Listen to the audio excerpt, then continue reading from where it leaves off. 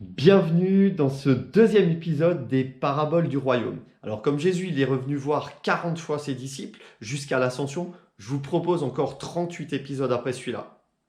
Bon d'accord, peut-être juste encore un. Dans le dernier épisode, on a parlé de blé. Alors on n'a pas parlé d'argent, on n'a pas non plus parlé d'un reportage de nature, chasse, pêche et tradition, c'est pas du tout notre kiff. Mais je t'ai posé une question, c'est qu'est-ce que tu comprends quand on te parle du royaume de Dieu, quand on dit que ton règne vienne, qu'est-ce que tu mets comme notion là derrière? Les disciples, eux, ils ont cru que Jésus, il allait renverser les Romains, prendre le trône, devenir le nouveau roi d'Israël. Mais le royaume de Dieu n'est pas une histoire de pouvoir. Le royaume de Dieu, il n'est pas pour les chrétiens qui ont l'ambition d'avoir un pouvoir politique ou un pouvoir sur les autres. Le royaume de Dieu, ça n'est pas une nouvelle armée avec des apôtres pour chefs, avec des prophètes pour guides, avec des pasteurs qui sont des gouverneurs locaux dans leurs assemblées. C'est pas une nouvelle société de petits chefs qui se mettent les uns au-dessus des autres. Le royaume de Dieu est bien autre chose que cela. En fait, quand on y réfléchit, on ne peut pas trouver de comparatif entre le règne de Dieu et les règnes humains. On ne peut pas faire de comparaison entre un royaume terrestre et le royaume de Dieu. Bien sûr, Dieu est un roi et donc il règne sur tout ce qui lui appartient. Mais Dieu n'est pas un roi qui va demander un impôt, qui va imposer sa loi de façon despotique. C'est pas quelqu'un qui va demander aux gens de s'engager dans son armée pour se battre pour lui. C'est pas quelqu'un qui va demander que chaque famille fasse ceci ou cela pour lui rendre service. C'est pas quelqu'un qui va se mettre à la première place et prendre toutes les décisions selon ses intérêts propres. Dieu, c'est plutôt un roi qui va payer pour nous les factures. C'est un roi qui va se battre pour son peuple. C'est un roi qui va défendre son peuple lui-même. C'est un roi qui va se donner. On appelle d'ailleurs Jésus, ou on appelle Dieu dans la Bible aussi le roi serviteur. Dans Matthieu, au chapitre 13, on trouve plusieurs paraboles qui nous racontent qu'est-ce que c'est que le royaume des cieux, le royaume de Dieu.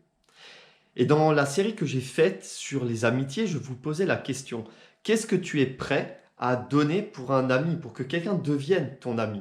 Qu'est-ce que tu es prêt à donner à cette personne? Et Dieu, là, il vient nous poser exactement la même question, mais il nous la pose un peu plus fortement et sans aucune ambiguïté. Il ne nous dit pas qu'est-ce que tu es prêt à donner.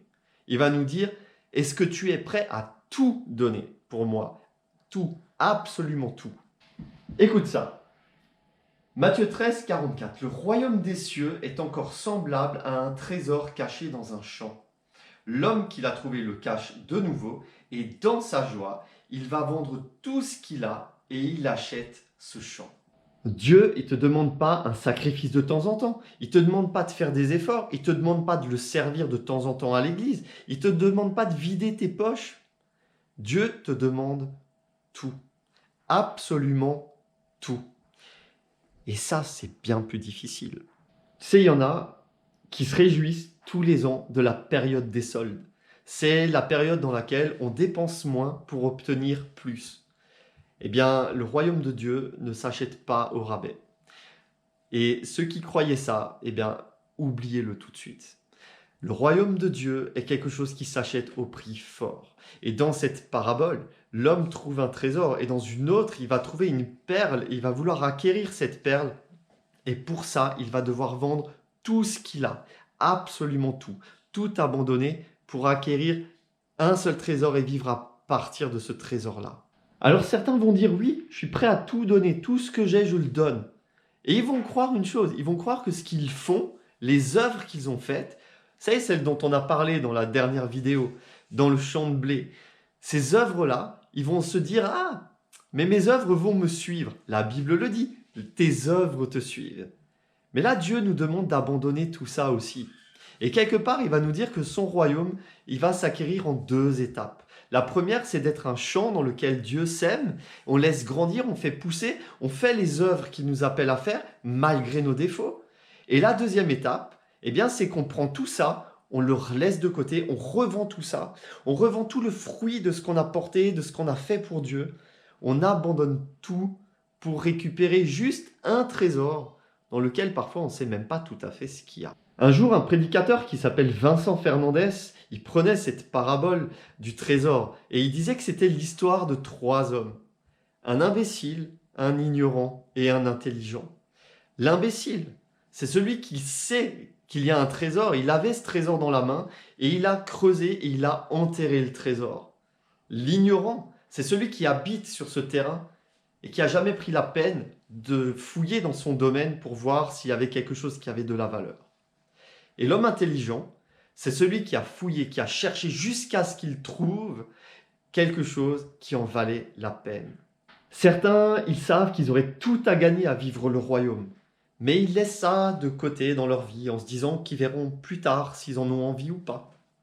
Et puis d'autres, ils cherchent jamais, ils se contentent de venir à l'église, d'écouter ce que le pasteur lui donne, d'écouter ce que le groupe de louanges y chante. Et comme ils cherchent pas, ben finalement, ils trouvent jamais rien. Alors, si t'es l'imbécile ou si t'es l'ignorant, moi j'ai juste un petit conseil pour toi. Le plus grand ministère du Saint-Esprit, c'est pas de faire des miracles pour rendre ta vie plus confortable.